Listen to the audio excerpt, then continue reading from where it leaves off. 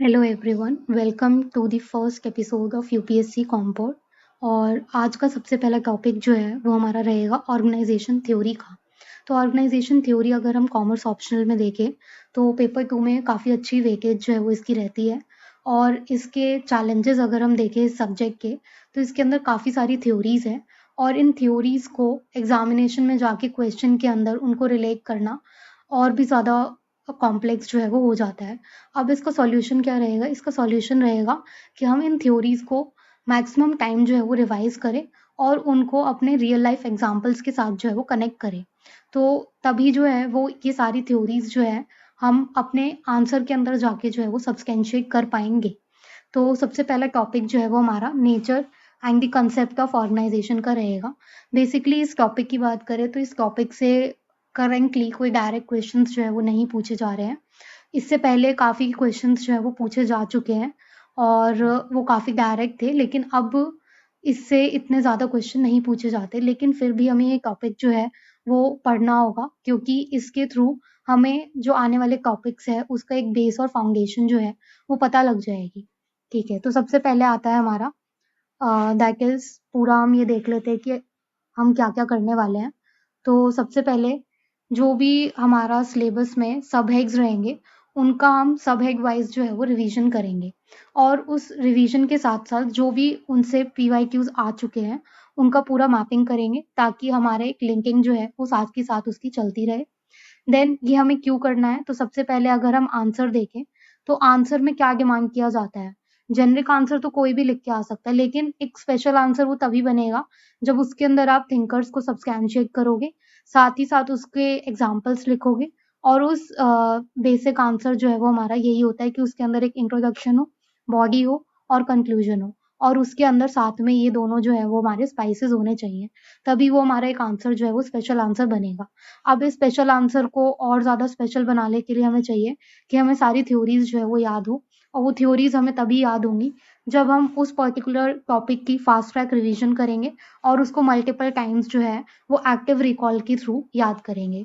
अब ये हम कब-कब करेंगे? तो 1 हफ्ते में हमारी 2 वीडियोज़ आएँगी, एक वेडनेसडे और एक संडे। तो उसके थ्रू हमारा पूरा सब्जेक्ट जो है वो कवर होता रहेगा। अब नेक्स्ट आता है हमारा सबसे पहले इसका इंट्रोडक्शन। तो सबसे पहले हम स्टार्ट करते हैं nature and concept of organisation से और उसमें भी सबसे पहला टॉपिक जो है वो हमारा रहेगा कि इससे पहले क्या-क्या इसके क्वेश्चंस जो है वो हमारे आ चुके हैं। तो सबसे पहले अगर हम देखें तो ऑर्गेनाइजेशन के फीचर्स पूछे जा चुके हैं। उसके अलावा ऑर्गेनाइजेशन की सिग्निफिकेंस क्या है? फीचर्स से रिलेटेड एक स्टेटमेंट बेस्ड क्वेश्चन जो है वो 2014 में पूछा गया था और उसके अलावा एक 7S मॉडल के ऊपर एक शॉर्ट नोट जो है वो पूछा गया था 2001 के अंदर। अब सबसे पहले हमारा टॉपिक आता है that is the organisation in general. तो ऑर्गेनाइजेशन अगर हम देखें कि एग्ज़ैक्टली ऑर्गेनाइजेशन क्या होती है, तो ऑर्गेनाइजेशन अगर हम देखें तो ये एक लोगों का ग्रुप होता है और ये एक लोगों का ग्रुप इसलिए बनता है क्योंकि वो इंडिविजुअली काम नहीं कर पाते, किसी ऑब्जेक्टिव को अचीव नहीं कर पाते। इसी वजह से जिनका भी कॉमन गोल होता है, वो सभी लोग साथ में आते हैं और साथ में आके एक ऑर्गेनाइजेशन को बनाते हैं ताकि वो अपना जो भी कॉमन गोल है उसको कोऑर्डिनेटेड एक्टिविटीज़ के थ्रू उस पर्टिकुलर गोल को अचीव कर सके। तो बेसिकली यही मीनिंग जो है वो ऑर्गेनाइजेशन का होता है। अब नेक्स्ट आता है हमारी ऑर्गेनाइजेशन की डेफिनेशन। तो ऑर्गेनाइजेशन इन जनरल तो हो गया कि उसका जनरल मीनिंग क्या है। अब हम देखेंगे कि ऑर्गेनाइजेशन की डेफिनेशन क्या है। तो ऑर्गेनाइजेशन की डेफिनेशन अगर हम देखें तो 3 थिंकर्स के थ्रू जो है वो हम इस ऑर्गेनाइजेशन की डेफिनेशन को देखेंगे। तो सबसे पहले आता है हमारा बार्नार्ड, देन नेक्स्ट आता है व्हीलर एंड देन नेक्स्ट आता है नोट्स। तो सबसे पहले अगर हम बार्नार्ड देखें तो बार्नार्ड ने ऑर्गेनाइजेशन को एज अ सिस्टम जो है उसने एक्सप्लेन किया है कि ऑर्गेनाइजेशन जो है वो एक सिस्टम होता है। यानी कि सिस्टम का क्या मतलब है कि उसके अंदर वेरियस एक्टिविटीज जो है वो कोऑर्डिनेट की जाती है और उन वेरियस एक्टिविटीज को कोऑर्डिनेट क्यों किया जाता है ताकि हम एक कॉमन ऑब्जेक्टिव जो है वो अचीव कर लें। अब इस सिस्टम को हम कैसे समझेंगे? लाइक एक कंप्यूटर सिस्टम है, उसके अंदर आप कुछ इनपुट्स डालते हो एंड उस इनपुट डालने की वजह से आपको कुछ आउटपुट जो है वो मिलता है।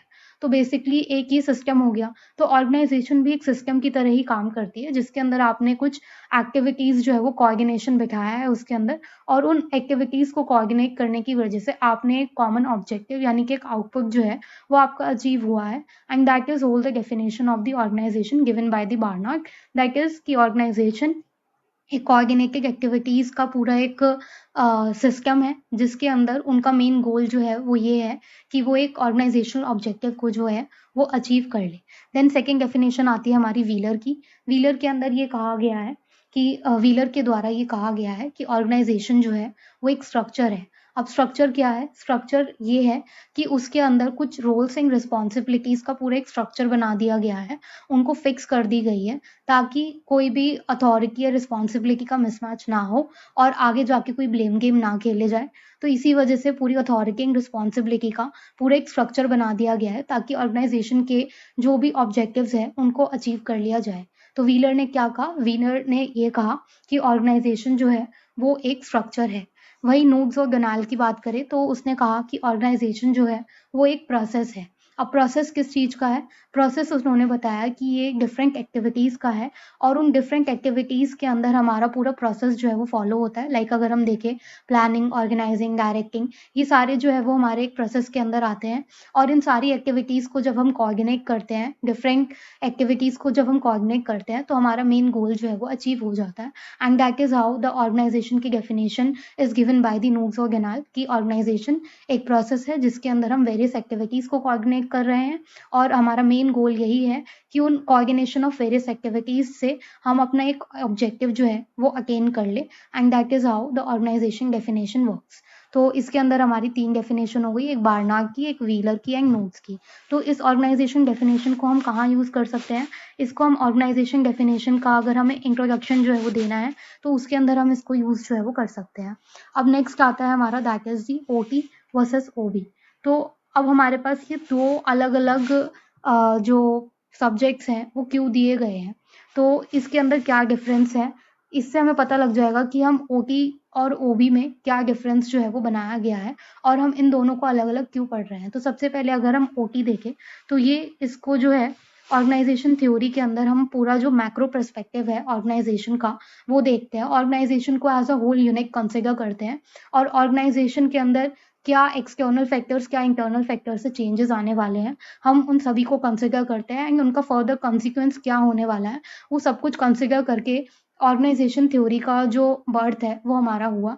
एंड ऑर्गेनाइजेशन थ्योरी के थ्रू हम देखते हैं कि मैक्रो पर्सपेक्टिव से ऑर्गेनाइजेशन जो है वो कैसे वर्क करने वाली है, एंड उस वर्किंग के थ्रू उसके क्या कॉन्सिक्वेंसेज रहने वाले हैं, एंड उस कॉन्सिक्वेंसेज के बाद उसका क्या की टेक अवे होना चाहिए, क्या एक्शन होना चाहिए, ये सारा जो है वो हम ऑर्गेनाइजेशन थ्योरी के अंदर देखते हैं। वहीं अगर हम ऑर्गेनाइजेशन बिहेवियर के अंदर देखें, तो ऑर्गेनाइजेशन बिहेवियर के अंदर हम ऑर्गेनाइजेशन एज अ यूनिट ना लेके ऑर्गेनाइजेशन के अंदर के जो लोग हैं, इंडिविजुअल्स हैं, उनको एज अ यूनिट लेते हैं, एंड उन इंडिविजुअल्स के बिहेवियर को स्टडी करते हैं। क्या उनके ऊपर जो मोटिवेशन का फ़र्क है वो रहने वाला है, क्या उनकी लीडरशिप स्किल्स रहने वाली है, ये सारा जो है वो उसके अंदर उसको स्टडी किया जाता है। And that is the whole difference between the OT versus OB. OT के अंदर हम मैक्रो पर्सपेक्टिव देखते हैं, ओबी के अंदर हम माइक्रो पर्सपेक्टिव जो है वो ऑर्गेनाइजेशन के उससे जो है वो देखा जाता है। देन नेक्स्ट आता है हमारा, दैट इज़ दी ऑर्गेनाइजेशन का कंसेप्ट।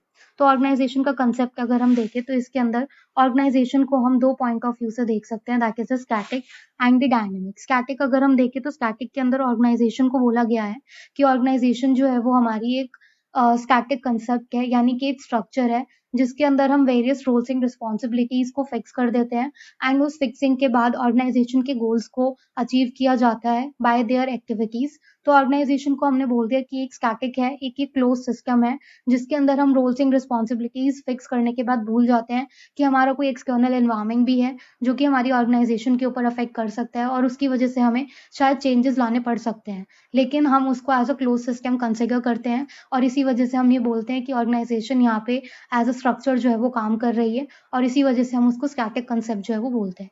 वहीं अगर हम डायनामिक कंसेप्ट देखें तो डायनामिक कंसेप्ट के अंदर ये बोला गया है कि ऑर्गेनाइजेशन जो है वो एक ओपन सिस्टम है। ओपन सिस्टम का मतलब हम सिर्फ और सिर्फ ऑर्गेनाइजेशन को एज अ स्ट्रक्चर नहीं देखेंगे, हम ऑर्गेनाइजेशन को एज अ प्रोसेस देखेंगे जिसके अंदर वेरियस एक्टिविटीज जो है वो हमारे सामने आएंगी और वेरियस फैक्टर्स जो है वो हमें अफेक्ट करेंगे और उन वेरियस फैक्टर्स के अफेक्ट करने के बाद हम अपनी जो भी एक्टिविटीज हैं हम उनको मोल्ड कर सकते हैं ताकि हम उस ऑर्गेनाइजेशन के जो भी बाहर से हमारा एक्सटर्नल एनवायरनमेंट उसको अफेक्ट कर रहा है हम उसको उसके साथ अपने एनवायरनमेंट को अडैप्ट कर सके और अपने अंदर चेंजेस ला सके। इसी वजह से उस टाइम पे ऑर्गेनाइजेशन को हम एज अ प्रोसेस बोलते हैं और कहते हैं कि ऑर्गेनाइजेशन एज अ डायनामिक काम जो है वो करती है और क्लोज सिस्टम ना होके वो ओपन सिस्टम की तरह जो है वो काम करती है and that is whole the organisation concept. Then next topic आता है हमारा that is the nature of the organisation. तो ऑर्गेनाइजेशन का नेचर क्या है? सबसे पहले अगर हम देखें तो ऑर्गेनाइजेशन को हम वही जो हमने डेफिनेशंस देखी है उसी को ही हम नेचर के फॉर्म में जो है वो उसको पॉइंट आउट करते हैं कि ऑर्गेनाइजेशन जो है वो एक स्ट्रक्चर है जिसके अंदर हमने उसकी रोल्स एंड रिस्पॉन्सिबिलिटीज जो भी लोग हैं उनके फिक्स कर दिए हैं ताकि कोई भी ओवरलैप ना हो, कोई भी मिसअंडरस्टैंडिंग ना हो, कोई भी अथॉरिटी एंड रिस्पॉन्सिबिलिटी में मिसमैच ना हो, कोई भी ब्लेम गेम ना हो। तो ऑर्गेनाइजेशन को एज अ स्ट्रक्चर जो है वो हमने बताया। देन नेक्स्ट कंसेप्ट आता है that is the organisation as a process जिसके अंदर हम बोलते हैं कि डिफरेंट हमारे स्टेप्स हैं जिनको हम ऑर्गेनाइज करेंगे ताकि हमारे पूरे ऑर्गेनाइजेशन गोल्स जो है वो हमारे अचीव हो जाए और उन दैट फॉर्म ऑर्गेनाइजेशन को एज अ प्रोसेस जो है वो बोला गया है। देन थर्ड आता है कि ऑर्गेनाइजेशन जो है वो एक सिस्टम है। ऑर्गेनाइजेशन अगर एक सिस्टम है तो उसके अंदर हम वेरियस एक्टिविटीज को कोऑर्डिनेट करते हैं और उस कोऑर्डिनेशन के थ्रू हम अपने गोल्स के ऑब्जेक्टिव्स जो भी हैं ऑर्गेनाइजेशन के उनको अचीव करते हैं। एंड देन फोर्थ इज कि ऑर्गेनाइजेशन जो है वो एक ग्रुप ऑफ पर्सन है जिसके अंदर सभी लोग साथ में आए हैं ताकि वो अपने कॉमन गोल को अचीव कर सके and that is whole the nature of the organisation. तो ये चारों पॉइंट्स जो है वो हमारी डेफिनेशन से ही निकल के आते हैं। हमें कुछ भी रखने की जरूरत नहीं है। जैसे जैसे हमारी अंडरस्टैंडिंग डेवलप होती जाएगी अपने आप जो है वो हमारे पॉइंट्स निकल के आते जाएंगे। देन नेक्स्ट आता है हमारा that is the organisation theory. अब ऑर्गेनाइजेशन थ्योरी क्या है? ऑर्गेनाइजेशन थ्योरी जो है वो हमारी ऑर्गेनाइजेशन और थ्योरी दो वर्ड्स को मिलके जो है वो बना है। तो ऑर्गेनाइजेशन हम ऑलरेडी देख चुके हैं कि ये एक ग्रुप ऑफ पर्सन है जो कि साथ में आए हैं ताकि एक अपना एक गोल जो है वो अचीव कर सके। अब ऑर्गेनाइजेशन और थ्योरी, थ्योरी क्या है? थ्योरी बेसिकली एक कंसेप्ट है जिसके थ्रू हम एक प्रेजेंट सर्कमस्टेंस ऑफ ऑर्गेनाइजेशन को स्टडी करते हैं और उस स्टडी करने के बाद उस एनालिसिस के बाद क्या उसका कॉन्सिक्वेंस होने वाला है एंड उस कॉन्सिक्वेंस के बाद हमारा क्या फर्दर एक्शन होने वाला है वो सारा जो है वो हम थ्योरी फॉर्म में बता देते हैं कि अगर ऐसा होगा तो ऐसा हमारा कॉन्सिक्वेंस जो है वो रहेगा और इस कॉन्सिक्वेंस में हम ये एक्शन जो है वो लेंगे। तो that is whole the organisation theory जिसके अंदर हम ऑर्गेनाइजेशन को as a form of theory जो है वो हमने ले आए हैं कि अगर इस ऑर्गेनाइजेशन के अंदर ऐसा कुछ होता है तो हमारा फर्दर एक्शन जो है वो क्या रहने वाला है। तो इसके अंदर हमारी जो कैली की जो है वो हमारी डेफिनेशन है जिसके अंदर उन्होंने बताया कि है कि हम ऑर्गेनाइजेशन के डिज़ाइन को, ऑर्गेनाइजेशन के स्ट्रक्चर को, ऑर्गेनाइजेशन की रिलेशनशिप को, इन तीनों चीज़ों को स्टडी करेंगे और ये तीनों चीज़ें ही कैसे ऑर्गेनाइजेशन को अफेक्ट करती है और कैसे ऑर्गेनाइजेशन जो है वो एक्सटर्नल एनवायरनमेंट से अफेक्ट होती है। ये सारे इस स्टडी के प्रोसेस को हम ऑर्गेनाइजेशन थ्योरी जो है वो बोलते हैं। देन नेक्स्ट आता है हमारा that is the characteristics of the organisation. अब अगर हम कैरेक्टरिस्टिक्स ऑफ द ऑर्गेनाइजेशन या फिर फीचर्स ऑफ द ऑर्गेनाइजेशन की बात करें तो ऑर्गेनाइजेशन एक ऐसा पूरा ग्रुप है जिसके अंदर हम वर्क को जो है वो डिवाइड कर देते हैं और सारा जो भी काम है उसको बेस्ड ऑन देयर स्किल्स और दी रिस्पॉन्सिबिलिटीज हम उसको डिवाइड कर देते हैं ताकि हमारा जो भी डुप्लीकेशन ऑफ वर्क है वो हमारा कम हो जाए, जो भी ओवरलैप है वो हमारा कम हो जाए, कोई भी ब्लेम गेम ना खेला जाए। इसी वजह से हम पूरे वर्क को जो है वो डिवाइड कर देते हैं ताकि हम इफेक्टिवली एंड एफिशिएंटली अपने जो भी ऑर्गेनाइजेशन के ऑब्जेक्टिव्स हैं उसको अचीव कर ले। देन सेकंड आता है हमारा that is the coordination of various activities. तो इसके अंदर हमारी डिफरेंट एक्टिविटीज होती है like the production, like the sales. इन सारी एक्टिविटीज को अगर हमें कोऑर्डिनेट करना है तो वो भी हमारा ऑर्गेनाइजेशन के कैरेक्टरिस्टिक्स के अंदर आता है क्योंकि ऑर्गेनाइजेशन एज अ होल एक ग्रुप है जिसके अंदर हम वेरियस एक्टिविटीज को कोऑर्डिनेट करना चाहते हैं and that is also a feature of the organisation. Then next आता है that is the common objective. तो ये सभी लोग आपस में क्यों एक ग्रुप बनाते हैं? वो आपस में इसीलिए एक ग्रुप बनाते हैं ताकि वो अपने कॉमन ऑब्जेक्टिव को अचीव कर सके। हो सकता है एक ऑर्गेनाइजेशन का गोल हो कि वो अपने प्रॉफिट को मैक्सिमाइज करे, तो वो सारे लोग जो हैं वो उसी प्रॉफिट मैक्सिमाइज़ेशन के लिए काम करेंगे। हो सकता है एक ऑर्गनाइज़ेशन का ये गोल हो कि वो फाइनेंशियल इंक्लूजन जो है वो अपनी पूरी कंट्री के अंदर जो है वो लेके आए। तो अगर हम अपनी गवर्नमेंट को देखें तो डिफरेंट जो स्कीम्स है वो लेके आई है, लाइक द प्रधानमंत्री जन धन योजना। तो ये सारे जो है वो हमारे ऑब्जेक्टिव्स हैं एज़ अ होल, लाइक कि फाइनेंशियल इंक्लूजन है। फाइनेंशियल इंक्लूजन जो है वो हमें लाना है और इसी वजह से वो एक कॉमन ऑब्जेक्टिव की वजह से सभी लोग जो है वो साथ में आए हैं और इस पूरे प्रोग्राम को इम्प्लीमेंट करने के लिए काम जो है वो कर रहे हैं। देन नेक्स्ट आता है that is the cooperative relation. तो आपस में जितने भी डिपार्टमेंट्स होंगे वो आपस में एक कोऑपरेटिव रिलेशन रखेंगे, एक दूसरे के गोल को इम्पोर्टेंस देंगे और अपने गोल को भी प्रायोरिटाइज़ करेंगे और उसी के थ्रू अपना एक कोऑपरेटिव वर्क जो है वो मेंटेन करके रखेंगे। देन लास्ट आता है that is the authority and the responsibility. तो जितने भी लोग होंगे, जो भी टॉप ऑफिशियल्स होंगे या फिर वर्कर एग्जीक्यूटिव्स होंगे, उनके बीच में अथॉरिटी एंड रिस्पॉन्सिबिलिटी जो है वो डिवाइड कर दी जाएगी ताकि सारा काम जो है वो based on the authority and responsibility वो हो सके और उस काम की अकाउंटेबिलिटी एंड ट्रांसपेरेंसी भी जो है वो रह सके। That is all the characteristics of the organisation. Then next topic आता है that is the need and the importance of the organisation. अब ऑर्गेनाइजेशन की नीड या फिर इम्पोर्टेंस क्यों है, हमारी ऑर्गेनाइजेशन हमने क्यों बनाई है। तो सबसे पहला हमारा मेन एम जो है वो यही है कि हम अपनी ऑर्गेनाइजेशन को जो भी काम कर रहे हैं उसको हम ऑप्टिमाइज करें, ऑर्गेनाइजेशन की ग्रोथ के ऊपर फोकस करें, ऑर्गेनाइजेशन के अंदर जो भी एडमिनिस्ट्रेशन है, मैनेजमेंट है, उस सभी को संभाल सके। कोई भी अगर प्रोसेस हो रहा है या वर्क हो रहा है उसकी डुप्लीकेशन ना हो, एक पर्सन जो है वो एक ही काम करे और एक ही काम से उसकी एफिशिएंसी और इफेक्टिवनेस जो है वो अचीव करे। देन हम चाहते हैं कि इनोवेशन भी आए, यानी कि हमें सिर्फ और सिर्फ टॉप टू डाउन अप्रोच नहीं रखनी है, हमें डाउन टू टॉप जो है वो रखनी है ताकि जो भी नीचे लेवल पे जितने भी लोग काम कर रहे हैं, उनके जो भी आइडियाज़ हैं या इनोवेशंस हैं, वो ऊपर तक पहुँच सके और वो इम्प्लीमेंट हो सके। देन इसका मेन एम यही है कि हम अपना ऑब्जेक्टिव जो है वो अचीव करें और जो भी करप्शन वगैरह है, उसको हम प्रिवेंट करके रखें and that is all the importance of the organisation. Then next आता है दैट इज़ द ऑर्गनाइज़ेशन कब एक आइडियल ऑर्गेनाइजेशन जो है वो मानी जाएगी। तो एक ऑर्गेनाइजेशन आइडियल कब मानी जाएगी? ऑर्गेनाइजेशन एक आइडियल तब मानी जाएगी जब वो कुछ प्रिंसिपल्स जो है वो फॉलो करती होगी। तो ये प्रिंसिपल्स जो है वो हमें हेनरी फ्योल के द्वारा दिए गए हैं। अब इस हेनरी फ्योल ने कुछ 14 प्रिंसिपल्स जो हैं वो दिए हैं। अब अगर एक ऑर्गेनाइजेशन इन 14 प्रिंसिपल का एक मैथ जो है वो फॉलो कर रही होगी, तो अगर वो ऑर्गेनाइजेशन उन ऑब्जेक्टिव्स को या उन प्रिंसिपल्स को फॉलो कर रही होगी, तो उस ऑर्गेनाइजेशन को हम आइडियल जो है वो मानेंगे। तो इसका एक हम क्विक ओवरव्यू जो है वो लेंगे। तो सबसे पहले आता है हमारा that is the unity of command. Unity of command अगर हम देखें तो यूनिटी ऑफ कमांड यही कहता है कि जो भी टॉप ऑफिशियल है और नीचे जो भी काम कर रहे हैं, वो जो काम कर रहे हैं उनको ऊपर से एक ही बंदे से जो है वो ऑर्डर आना चाहिए। ये नहीं कि ये डिफरेंट जो बॉस है उनको ऑर्डर कर रहे हैं, उनको एक यूनिटी ऑफ कमांड होनी चाहिए, यानी कि एक ही जगह से उनको कमांड या ऑर्डर जो है वो आना चाहिए। देन नेक्स्ट आता है that is the authority and the responsibility. तो जो भी टॉप ऑफिशियल्स है या नीचे जो भी काम कर रहे हैं उनके बीच में हमें अथॉरिटी एंड रिस्पॉन्सिबिलिटी जो है वो डिवाइड करनी है। उसके अलावा अथॉरिटी जो है वो सिर्फ और सिर्फ टॉप ऑफिशियल्स के पास नहीं रहनी चाहिए, वो नीचे जो भी लोअर लेवल है वहाँ तक भी डेलीगेट हो जानी चाहिए ताकि हमारा जो भी डिसीजन मेकिंग प्रोसेस है वो क्विक हो सके। देन नेक्स्ट होना चाहिए कि हमें डिसिप्लिन जो है वो फॉलो करना चाहिए, एक पर्टिकुलर प्रोसेस होना चाहिए किसी भी पर्टिकुलर ऑब्जेक्टिव को अचीव करने के लिए। देन जो भी गोल है ऑर्गेनाइजेशन के, वो हमारे जो है वो सुप्रीम होने चाहिए और उसके अलावा जो भी जो इंडिविजुअल के गोल्स है वो उसके साथ जो है उनका एक पूरा कोऑर्डिनेशन जो है वो हमारा बैठना चाहिए। तो ये हमारे डिफरेंट ऑब्जेक्टिव्स हैं, अगर ये फॉलो होंगे तो एक ऑर्गेनाइजेशन जो है वो हमारी आइडियल जो है वो रहेगी। देन नेक्स्ट आता है that is the McKinsey framework. McKinsey framework अगर हम देखें तो इसके द्वारा एक 7S का फ्रेमवर्क जो है वो दिया गया है।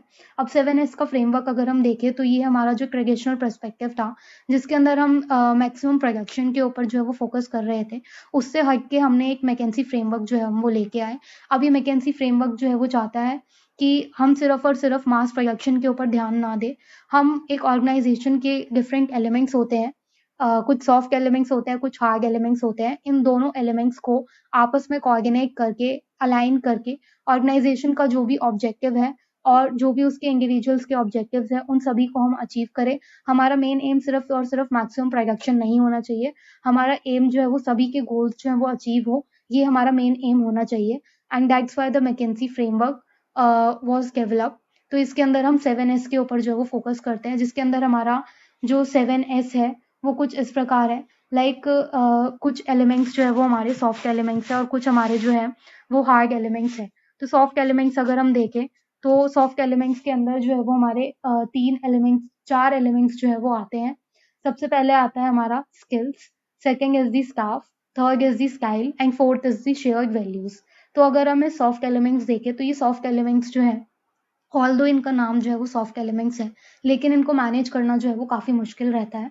तो सबसे पहले अगर हम स्किल्स देखें तो स्किल्स हैं कि जो भी एक एम्प्लॉय की जितनी भी एबिलिटीज़ हैं, स्किल्स हैं, वो as per the demand of the organisation जो है वो होनी चाहिए, और जो भी पर्टिकुलर उसको काम दिया जा रहा है वो उसकी स्किल्स के बेसिस पे जो है वो होना चाहिए। देन सेकंड आता है स्टाफ एलिमेंट। स्टाफ एलिमेंट के अंदर ये कहा जाता है कि किस प्रकार के एम्प्लॉयज़ जो है वो हमें ऑर्गेनाइजेशन के अंदर चाहिए, क्या काम वो करते होने चाहिए, ये सभी जो है वो हमें पूरा उसका एनालिसिस जो है वो करना होगा। उनको रिक्रूटमेंट कैसे प्रोवाइड करनी है, उनको ट्रेनिंग कैसे प्रोवाइड करनी है। देन थर्ड आता है कि हमारा ऑर्गेनाइजेशन के अंदर क्या हमारा स्टाइल होना चाहिए, क्या हमारा डेमोक्रेटिक स्टाइल ऑफ मैनेजमेंट होना चाहिए या फिर हमारा ऑटोक्रेटिक स्टाइल ऑफ मैनेजमेंट होना चाहिए, ये भी हमें जो है वो उसका एनालिसिस करना होगा। देन नेक्स्ट आता है शेयर्ड वैल्यूज। शेयर्ड वैल्यूज के अंदर ये कहा जाता है कि ऑर्गेनाइजेशन के अंदर जो भी उसके नॉर्म्स है, स्टैंडर्ड्स है, जो भी उसके एम्प्लॉय के बिहेवियर को गाइड करेंगे, ये भी हमें उसको अलाइन करना होगा, और इसी के थ्रू हमारे कंपनी के एक्शंस जो है वो डिसाइड होंगे कि क्या वो ऑर्गेनाइजेशन के हित में हो रहे हैं या नहीं हो रहे हैं। तो ये तो हो गए हमारे 4 हार्ड एलिमेंट्स। देन 3 एलिमेंट्स आते हैं हमारे सॉफ्ट एलिमेंट्स। अब ये 3 सॉफ्ट एलिमेंट्स क्या हैं? सॉरी 3 हार्ड एलिमेंट्स क्या हैं? तो 3 हार्ड एलिमेंट्स जो है वो हमारी स्ट्रैटेजी है, स्ट्रक्चर है एंड सिस्टम है। ऑल्दो इनका नाम हार्ड एलिमेंट्स है, लेकिन ये ईज़ी टू मैनेज है क्योंकि ये ऑर्गेनाइजेशन के टॉप ऑफिशियल के द्वारा मैनेज किए जाते हैं। फर्स्ट ऑफ ऑल आता है हमारा स्ट्रैटेजी, कि ऑर्गेनाइजेशन की स्ट्रैटेजी क्या रहने वाली है, कि उसका पूरा प्लान क्या होगा, कि ऑर्गेनाइजेशन के ऑब्जेक्टिव्स कैसे अचीव होंगे। तो इसके अंदर हमारी जो स्ट्रैटेजी है वो एक लॉन्ग टर्म स्ट्रैटेजी और एक शॉर्ट टर्म स्ट्रैटेजी जो है वो रहेगी, जिसके थ्रू हम अपने ऑर्गेनाइजेशन के जो भी डे बाय डे गोल है उनको हम अचीव करेंगे। देन सेकंड आएगा हमारा स्ट्रक्चर। स्ट्रक्चर के अंदर हम ऑर्गेनाइजेशन की जो भी रोल्स एंड रिस्पॉन्सिबिलिटीज़ है उनको हम कैसे फिक्स करेंगे, कैसे हम अपने बिजनेस के अंदर डिविजन्स बनाएंगे, कैसे हमारे डिफरेंट डिपार्टमेंट्स जो है वो हम एलोकेट करेंगे, ये सारा जो है वो हमारा स्ट्रक्चर का काम रहेगा। एंड थर्ड होगा हमारा सिस्टम। सिस्टम क्या होगा कि यानी कि हमारे जितने भी एक्टिविटीज़ हैं हम उनको कैसे कोऑर्डिनेट करेंगे, क्या हमारा प्रोसीजर रहेगा। तो ये तीनों एलिमेंट्स जो है वो ऑर्गेनाइजेशन के टॉप ऑफिशियल्स के द्वारा डिसाइड किया जाएगा, and that will be known as the hard elements. तो ऑर्गेनाइजेशन के मैकेंजी फ्रेमवर्क के अंदर हमने देखा कि 2 एलिमेंट्स हैं हमारे। सबसे पहले हमारा सॉफ्ट एलिमेंट्स एंड सेकंड है हमारे हार्ड एलिमेंट्स। अब इन दोनों एलिमेंट्स को हमें आपस में अलाइन करना होगा, और आपस में अलाइन करते हुए इनको हमें मैनेज करना होगा, ताकि हम ऑर्गेनाइजेशन के जितने भी गोल्स हैं हम उनको अचीव कर सके। और हमारा जो ट्रेडिशनल गोल रहता था that is of the maximum production, हम उससे हट के ऑर्गेनाइजेशन के डिफरेंट गोल्स को जो है वो अचीव कर सके, and that is how the McKinsey framework will work. तो ये हमारा पूरा ऑर्गेनाइजेशन के जो भी बेसिक टॉपिक्स थे वो हमारे यहाँ पे एंड होते हैं। तो इसके बाद हमारा so this brings to an end of this episode. और हमारा नेक्स्ट स्टेप क्या रह सकता है इसमें, हम इसके ऊपर जो है वो 2 PYQs हैं वो लिख सकते हैं, क्योंकि साथ ही साथ अगर हम आंसर राइटिंग भी करते चलेंगे तो हमारा जो डेली बेसिस का डेवलपमेंट है वो होता रहेगा। और नेक्स्ट वीडियो जो है वो हमारी एवोल्यूशन ऑफ ऑर्गेनाइजेशन थ्योरी पे रहेगी। And thank you for joining us and listening अस। और अगर आपको कोई भी फीडबैक या फिर कोई भी डाउट हो वो आप कमेंट सेक्शन में हमें बता सकते हैं। Thank you.